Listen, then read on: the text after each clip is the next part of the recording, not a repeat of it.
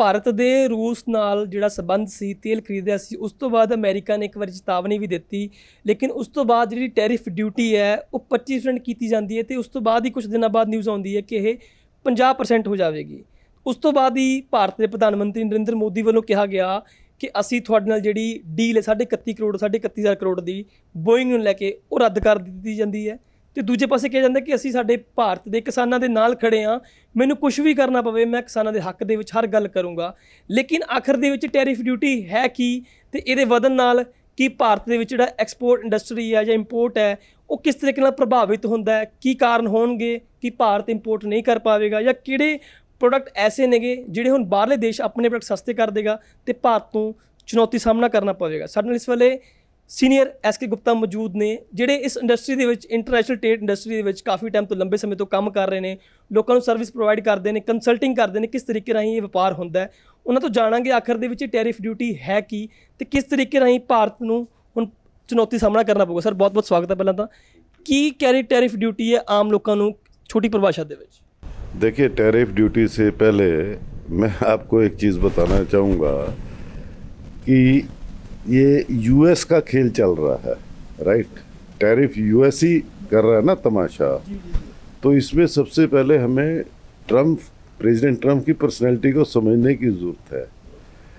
He is frustrated, abrupt decisions, abrupt मतलब जो मन में आया, तानाशाही तो मैं नहीं कहूँगा, बट एक जो मन में आया। जैसे इंडिया पाकिस्तान का भी पीछे हुआ, मैंने इंडिया को बोला है कि बंद कर दो, जबकि ये हमें नहीं लगता ये फैक्ट है। और इंडिया उसके कहने से क्यों बंद करेगा? इंडिया पे अटैक हुआ है, इंडिया के लोग मारे जा रहे हैं। ट्रम्प कैसे कह सकता है कि इंडिया को कि भी आप लड़ाई बंद कर दो? It is our national interest. We know better. Our government, our prime minister knows better how to tackle and handle our enemy. This is nobody's business. Ukraine और रशिया का, मैंने पुतिन से बात की है, मैं इसके वार को रुकवा देता हूँ। क्या हुआ बताइए? पहले चाइना के ऊपर लगा दिया 100%, 80%, फिर उसको रिड्यूस कर लिया। इंडिया की और US की टीम्स USA में और इंडिया में FTA फ्री ट्रेड एग्रीमेंट के ऊपर कई डिस्कशन हुई हैं, चल रहा था पॉजिटिव। बीच में इसने ये कर दिया। अब इनकी नेक्स्ट मीटिंग होने वाली है न्यू दिल्ली में, 6th राउंड ऑफ मीटिंग है 25 अगस्त को इन्हीं FTA के ऊपर, which seems very positive. 6th round of meeting for FTA. अब सबसे पहले तो बात ये जो कुछ हो रहा है ना सब तमाशा है। अच्छा, अपना वो दिखाने के लिए कि I am ruling the world, what I want I can do it, which is in fact not practical but a disturbance in the business for the countries. It is not only India is affected, lot of other countries, उनको भी इसने tariff का वो धक्का shock दिया है। Tricks हैं, tactics हैं। Things will settle down with in next 2 month. अगर कोई कंट्री किसी के ऊपर टैरिफ लगाती है तो उसको ये भी समझना चाहिए भैया तू भी इफेक्टेड होगा, ये नहीं कि हम ही इफेक्टेड होंगे। Basically what is tariff? Tariff is basically a custom duty. जब कोई भी कंट्री कोई चीज़ इंपोर्ट करता है किसी भी कंट्री से तो उसके ऊपर इंपोर्ट ड्यूटी लगती है। ये बच्चा जानता है, अनपढ़ आदमी भी जानता है। कस्टम में जैसे लोग पकड़े जाते हैं, इसने ड्यूटी नहीं दी, right. Tariff is basically a custom duty. जब हम इंपोर्ट करते हैं कोई चीज़ उसके ऊपर कस्टम ड्यूटी लगती है। जब एक्सपोर्ट करते हैं तो उस कंट्री में वहाँ पर इंपोर्ट ड्यूटी जिसको बोलते हैं। Custom duty means import duty. जब एक्सपोर्ट करेंगे तो दूसरे कंट्री में इंपोर्ट ड्यूटी लगेगी। Tariff means that. अब इंपोर्ट ड्यूटी बहुत से कंट्रीज़ का एक FTA होता है, free trade agreement, regional cooperative comprehensive trade agreement, इसको कई नामों से जाना जाता है। जब ये एग्रीमेंट होते हैं उसमें आइटम्स डिसाइड की जाती हैं, से 500 आइटम्स डिसाइड कर ली कि इंडिया अगर ये आइटम्स यूएस से इंपोर्ट करता है तो उसके ऊपर कंसेशनल रेट ऑफ ड्यूटी और जीरो ड्यूटी, कि नॉर्मली अगर 30-35% किसी आइटम के ऊपर ड्यूटी लगती है इंपोर्ट करते हुए, अगर उन कंट्रीज़ का फ्री ट्रेड एग्रीमेंट हो जाता है तो उसके ऊपर या तो 0% ड्यूटी या नॉमिनल 5%, वो ड्यूटी रिड्यूस होगी तो बिजनेस बढ़ेगा। सिमिलरली हम अगर यूएसए को एक्सपोर्ट करते हैं उस कंट्री को जिसका फ्री ट्रेड एग्रीमेंट हुआ है, तो उस लिस्ट में जो आइटम्स हैं वो कंट्री इंडिया से अगर इंपोर्ट करेंगे तो उनको भी वही बेनिफिट मिलेगा। वहाँ अगर 30% लगती थी तो 0% या 5%। अभी यूके का हुआ है, ऑस्ट्रेलिया का हुआ है, business is growing, business is growing. अब ये जो टैरिफ की बात है, as far as US is concerned, US की अपनी इकोनॉमी अगर देखें वो शैटर्ड है, आप समझ रहे हैं। उसकी बेसिकली जो इकोनॉमी है ना, that is based on defence, mainly defence की एक्सपोर्ट्स की वजह से उसकी इकोनॉमी है, अदरवाइज उसकी इकोनॉमी शैटर्ड है। और यूएसए डबल गेम करता है।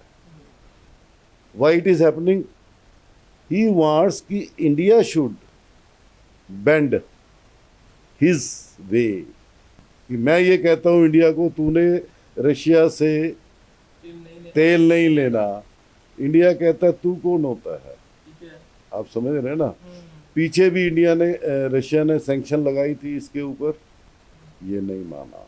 अभी संसद में कार्रवाई हुई थी, मोदी साहब ने ये भी बोला था कि जो अमेरिका राष्ट्रपति कह रहे हैं कि मैंने रुकवाई है, वो हमने उनके कहने पे नहीं रोकी, उन्होंने इसको भी साफ बोला। मैंने आपको पहले बता दिया कि दिस इज नॉट ट्रू। वो बीइंग ए प्रेसिडेंट वो कुछ भी कहता रहे, इसका मतलब वो सच बोल रहा है या हमारा प्राइम मिनिस्टर सच बोल रहा है, आप बताइए किसको मानेंगे। अगर तो आप एंटी इंडिया हैं या एंटी गवर्नमेंट हैं तो आप तो मोदी को खींचेंगे कि देखो जी मोदी ने सरेंडर कर दिया। But as a normal person अपनी कॉमन सेंस आपकी क्या कहती है कि क्या हमारे देश का प्रधानमंत्री जो इतने सालों से है और जिसके आने से काफ़ी ग्रोथ आई है, क्या वो किसी के कहने से ये रोक देगा क्या? एक कॉमन सेंस की बात है, समझे। इतने लोग हमारे मरे हैं और कितना बोल्ड स्टेप लिया है। चाइना के साथ जब वहाँ ऊपर वहाँ हुआ था अटैक, कि मैं जगह का नाम भूल गया, मारे थे इन्होंने, किसी की नहीं सुनी थी। हाँ, किसी की नहीं सुनी थी। सो बात क्या है, ट्रम्प बेसिकली वांट्स मेरी से रहे, बस। जो बंदा मेरी बात नहीं मानता उसको मैं किसी ना किसी तरह शिकंजा उसके ऊपर कसूं। तो ये अब डबल गेम कर रहा है। रशिया से वो भी आया ले रहा है, हमें क्यों मना कर रहा है भाई तू? वाई? क्योंकि उसके पास अपनी इतनी प्रोडक्शन नहीं है कि उसका गुजारा हो सके। उसको पैसा चाहिए डिफेंस के लिए। देखिए, अमेरिका का प्रोडक्शन बेस सारा चाइना में था। कोविड के बाद इनको अकल आई कि यार सारी दुनिया चाइना के ऊपर डिपेंडेंट है, अपना कुछ करो, समझे ना। अब मेक इन इंडिया आया उससे, अब वो दोबारा आया। वही ट्रम्प है जो कहता था मोदी है तो मुमकिन है, राइट। मोदी हुडी, मोदी हुडी। अब वो क्या कह रहा है कि India is not a good partner. क्यों? India is doing the maximum business with and they can not do without India. या तो तुम्हारे पास प्रोडक्शन इतनी सरप्लस है ना, ठीक है भाई, हमें इंडिया की जरूरत। ये जो ट्रेड है ना, वर्ल्ड ट्रेड, इंपोर्ट एक्सपोर्ट, ये इंटरडिपेंडेंस है। आप इसमें बड़े माहिर हो इंपोर्ट एक्सपोर्ट में, तो भी मोदी साहब ने ये स्टेटमेंट क्लियर कर दिया कि हमें कोई प्रभाव नहीं पड़ता, 50 लगाओ, 25 लगाओ, कितनी भी लगाओ, हम अपने किसानों के साथ हैं, हम उनको घाटा नहीं होने देंगे। तो क्या लगता है कि टैरिफ ड्यूटी 50% होने के बावजूद कौन सी इंडस्ट्री प्रभावित ज़्यादा होगी, फार्मास्यूटिकल, या प्रभाव नहीं पड़ेगा? पहले तो आपको ये समझने की ज़रूरत है कि इस टैरिफ से सिर्फ 0.2% मार्जिनल इफेक्ट पड़ेगा। अच्छा, जो मैंने a marginal impact of less than 0.2% on India's economic growth. अच्छा, 0.2%। ये आप दावा कर रहे हैं? दावा नहीं, ये गवर्नमेंट की स्टेटमेंट है, स्टेटमेंट है। ये मेरी स्टेटमेंट नहीं है। I am not a economist, आप समझ रहे ना, ठीक है। ये गवर्नमेंट की स्टेटमेंट है। दूसरी चीज, इसमें सिर्फ क्या है, 25 एग्जेम्प्टेड फॉर 25% या 50% टैरिफ बहुत से प्रोडक्ट हैं जिनके ऊपर ये लगना ही नहीं है। अच्छा, लोगों को नहीं पता, बस टैरिफ टैरिफ टैरिफ बढ़ गया। अब इसमें जो एग्जेम्प्टेड हैं, फिनिश्ड फार्मास्यूटिकल प्रोडक्ट्स जैसे टेबलेट्स हैं, इंजेक्शंस हैं, एपीआईज हैं जिससे इंजेक्शन और वो दवाइयाँ बनती है, active pharma ingredient, electronic information and communication technology products हैं, दीज आर एग्जेम्प्टेड।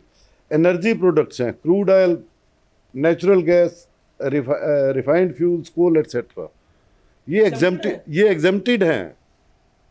मतलब it is not on every product. Tariff के अंदर कौन कौन से प्रोडक्ट आ रहे हैं इस वक्त? बाकी आते हैं जैसे इसमें टेक्सटाइल है, जम एंड ज्वेलरी है, लेदर प्रोडक्ट्स हैं, एनिमल फीड्स है, electrical and mechanic engineering products हैं। मतलब ऐसे डिटेल बहुत है, बहुत लंबी डिबेट हो जाती है। मैं आपको जर्नल बता रहा हूँ। अब हमारा देखिए ट्रेड सरप्लस, हमारा यूएस के साथ 80 to 90 US billion dollar export है। 80 to 90 बिलियन डॉलर एक्सपोर्ट, और हम इंपोर्ट कितना करते हैं? 40 बिलियन डॉलर। 47 बिलियन डॉलर हमारा ट्रेड सरप्लस है यूएस से। Why he has been importing so much from us? उसकी डिपेंडेंस, क्वालिटी, प्राइसिंग, ठीक है। अगर टैरिफ इतना बढ़ेगा, ठीक है, टेम्परेरली फर्क पड़ेगा, बट दुनिया में क्या यूएस ही है? और बहुत कंट्री जहाँ पे अपना मान जाता है। देखिए, कहते हैं ना, necessity is the mother of invention, right. जब तक जरूरत नहीं पड़ी तो हम डिपेंडेंट हैं, ठीक है यार, चल रहा है। अब जरूरत पड़ी तो हमारे लिए भी एवेन्यूज और बहुत खुलेंगे। वो एक्सपोर्टर एक ही तरफ थोड़ी देखता रहेगा, या एक्सपोर्टर खत्म थोड़ी हो जाएगा। अगर इसने टैरिफ बढ़ाया है तो उसका इम्पैक्ट ये अपने देश में भी तो देखेगा ना। यार, मेरे जो यहाँ इंपोर्टर्स हैं जिनको जरूरत है इन चीज़ों की, वो मंगा नहीं पा रहे हैं, उनको कॉस्टली पड़ रहा है, वो कहीं और से देख रहे हैं, तो उसका टोटल इम्पैक्ट उसकी इकोनॉमी के ऊपर भी पड़ेगा। इन बीच में कुछ बातें ये भी आ रही है कि चाइना इस गेम में छलांग लगा चुका है, उसने अपने प्रोडक्ट्स को कुछ सस्ता कर दिया कि इंडिया से बंद हो गया, चाइना बीच में कूद चुका है इस गेम में। ये तो क्या कहते हैं, पार्ट ऑफ बिजनेस, समझे। बट जहाँ तक चाइना की बात है, चाइना और US can never be friends, और ना आज तक हुए, right. India and China has been friends, may be there are frictions and whatever, but उनकी फ्रेंडशिप भी रही है। मानते हो इस चीज़ को? अब ये गेम पॉलिटिकल लेवल पे, जियोपॉलिटिकल लेवल पर, बिजनेस लेवल पर बहुत तकड़ी गेम होती है, जो कि हर इंसान को और एक आम पॉलिटिशियन को भी नहीं पता। वो किसको पता है? या तो फॉरेन मिनिस्ट्री को, टॉप, क्योंकि फॉरेन मिनिस्ट्री, कॉमर्स मिनिस्ट्री को, ठीक है, या प्राइम मिनिस्टर ऑफिस को, इंडस्ट्री मिनिस्टर को। ये बहुत तकड़ी गेम होती है। अब चाइना का झुकाव इंडिया की तरफ आ रहा है। अनदर थिंग, मलेशिया ने एशियन कंट्रीज को रिक्वेस्ट की है कि हम इससे बाहर निकलते हैं, यूएस से। हम अपना एक ग्रुप बनाते हैं एशियन के साथ। और ब्रिक्स का नाम सुना था ना आपने? क्या होता है BRICS? Brazil, Russia, India, China, South Asian, मतलब ब्रिक्स का एक 5 देशों का एक ग्रुप है, ठीक है। अब मलेशिया कहते हैं हम अपना एक एशियन कंट्रीज के साथ ग्रुप बनाते हैं आउटसाइड यूएस, तो कहीं ना कहीं इसका इम्पैक्ट पड़ेगा। बट ये चीज it is not going to continue for ever. आज है ये 5 साल, ये जरूरी नहीं अगले 5 साल ये आएगा।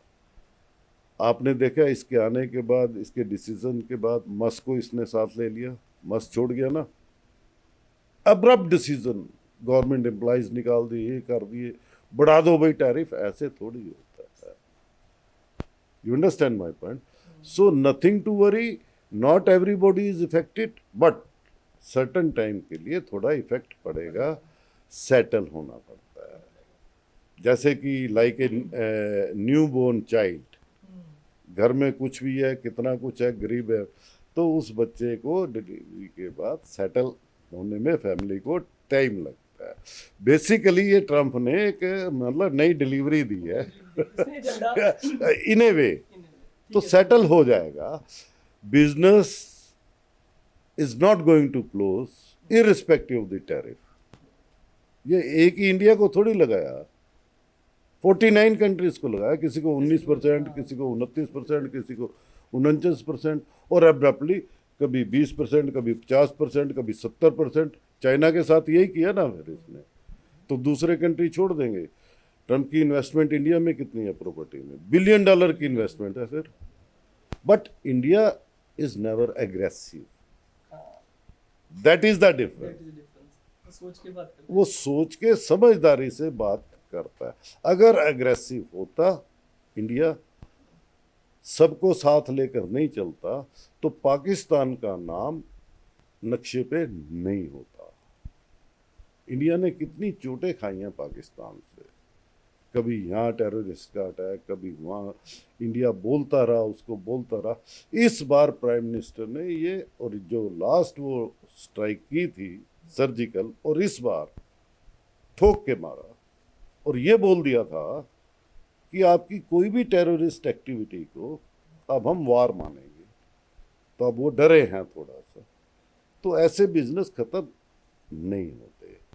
दूसरी चीज़ क्या होती है, एक फिर प्राइस में थोड़ा एडजस्टमेंट होती है।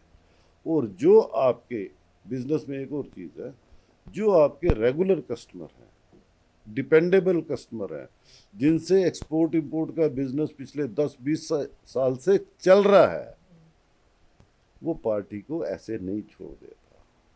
हाँ, ये भी चीज़ समझिए। आपकी वाली बात, टैरिफ लगाया, माल लेना बंद तो नहीं किया उन्होंने, टैरिफ ड्यूटी लगाई है, कोई बात नहीं। जिन्होंने माल लेना थोड़ा सा लगा दी है, हाँ, उसको जो अमेरिका में बाई करेगा ना, उसको महंगा पड़ेगा, महंगा पड़ेगा, तो हो सकता है वो इंडिया से ना खरीदे, सब्सिट्यूट ढूंढ लेगा। और कहीं और से खरीदना इतना आसान थोड़ी है कि एकदम सब कुछ सेटल हो जाएगा। कहीं ना कहीं एडजस्टमेंट होएगी और वो उसका इम्पैक्ट देखेगा, और ये सब चेंज पैरेलल होएगा। Talks are going on, something good will happen, simple as that. बहुत बहुत धन्यवाद गुप्ता साहब, आपने अपना कीमती समय दिया और इन बातों को बड़े बेबाकी और क्लियर तरीके से बताया किस तरीके से जो ये सारी बातें होंगी। मेरे को लगता है जो आज सुबह पीएम मोदी का स्टेटमेंट आया कि हम किसानों के साथ हैं, किसी भी तरीके से किसी भी हद तक पहुंचना पड़े हम पहुंचेंगे, वो इन सब बातों को मद्देनजर रखते हुए कहा कि अगर किसी कंट्री पे टैरिफ ड्यूटी लगी भी है तो उसके सब्स्टिट्यूट बहुत हैं, और कंट्रीज बहुत है व्यापार करने के लिए, और टैरिफ ड्यूटी लगी है तो एक बार महंगे दामों में चला जाएगा माल, लेकिन बंद नहीं, परमानेंट नहीं होगा। राइट, कि भी आज टैरिफ लगा दिया तो 10-20 साल तक चलता रहेगा, या ट्रम्प प्रेसिडेंट बैठा ही रहेगा, या ट्रम्प प्रेसिडेंट बैठा ही रहेगा। ठीक है, our government is there to help our farmers और the exporting community who was being affected with this. ऐसा नहीं गवर्नमेंट उसको इग्नोर कर देगा, भाई टैरिफ लग गया तो।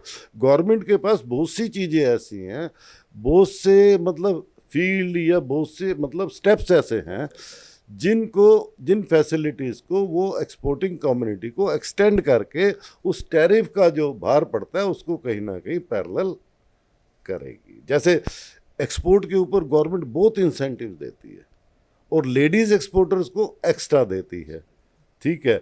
तो टैरिफ का जब ये इंडस्ट्री का मामला गवर्नमेंट तक जाता है एसोसिएशन के थ्रू, देखो जी हमारा ये हो गया है, तो गवर्नमेंट उसको कंसिडर करके कहीं ना कहीं वो रिलीफ कंसिडर करती है कि एक्सपोर्टर्स को इंटरेस्ट में रिडक्शन दे दी, एक्सपोर्ट इंसेंटिव उनके बढ़ा दिए, समझे ना, नई मार्केट्स खुल गई, तो ऐसे कुछ ना कुछ होएगा। ਬਿਲਕੁਲ ਬਿਲਕੁਲ।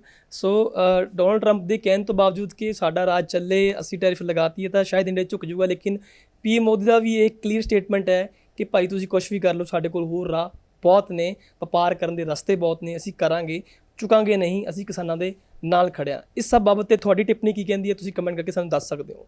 ਚੰਡੀਗੜ੍ਹ ਤੋਂ ਕੈਮਰਾ ਪਰਸਨ ਆਕਾਸ਼ ਨਾਲ ਪ੍ਰਿੰਸ ਗਰਗ, ਦੈਨਿਕ ਸਵੇਰਾ ਟੀਵੀ।